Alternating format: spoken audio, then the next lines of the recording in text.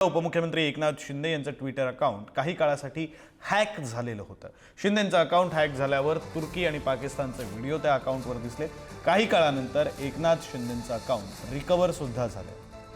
आपल्या प्रतिनिधी शिल्पा नरवडे फोन लाईनवरून जोडल्या गेलेल्या आहेत। अधिकचे तपशील त्यांच्याकडून घेऊ। शिल्पा, विक्रांत, उपमुख्यमंत्री एकनाथ शिंदे यांचं अधिकृत असलेलं एक्स ट्विटर अकाउंट हे हॅक झालेलं आणि हे अकाउंट हॅक झाल्यानंतर तातडीने एकनाथ शिंदे यांची जी टीम आहे ते अकाउंट पुन्हा मिळवण्यासाठी प्रयत्न करत होती। या अकाउंटवरून पाकिस्तान आणि तुर्की येथील जे व्हिडिओ आहेत ते पोस्ट करण्यात आले होते।